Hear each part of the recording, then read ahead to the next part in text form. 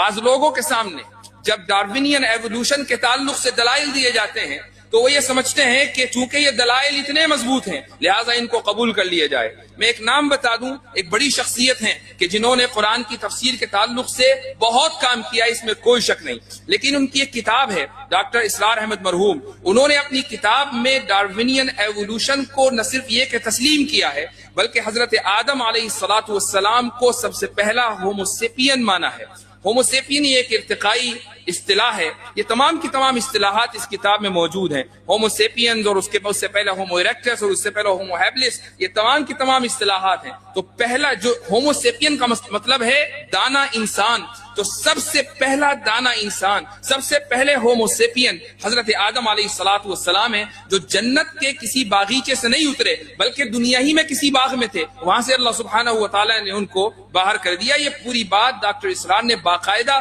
اپنی کتاب میں لکھی ہے اور قرآن کی آیتوں کے اندر تعبیر کر کے انہوں نے نظریہ ارتقاء کو ثابت کیا ہے۔ میں یہ نہیں کہتا کہ اگر کسی شخص سے کہیں ایک جگہ غلطی ہو جائے تو آپ اس کی تمام خدمات کو رد کر دیں، لیکن اگر کہیں غلطی ہوئی ہے تو غلطی کا ادراک اور غلطی کا اس اظہار کرنا یہ بھی ضروری ہے تاکہ دوسرے لوگ متنبہ رہیں۔ اس ملک میں بر صغیر میں تجدید کے بلکہ تجدد کی تحریک کے جو سب سے بڑے رہنما ہیں وہ ہیں سید احمد خان۔ انہوں نے بھی اپنے زمانے میں اسی طریقے سے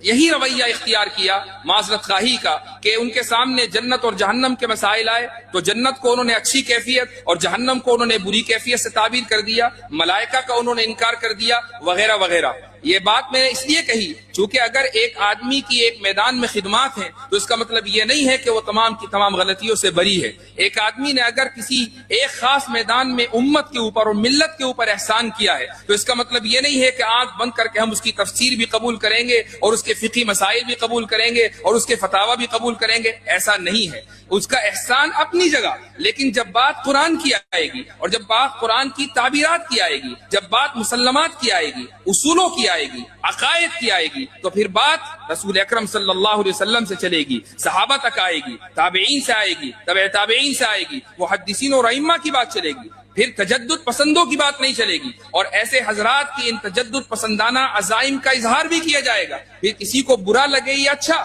یہ کہا جائے گا کہ ان کا احسان سراخوں پر، انہوں نے ملت کے لیے جو کیا وہ بہت بڑا کام ہے، لیکن کاش کہ وہ اپنے میدان میں باقی رہتے اور اس میدان سے آگے نہ نکلتے۔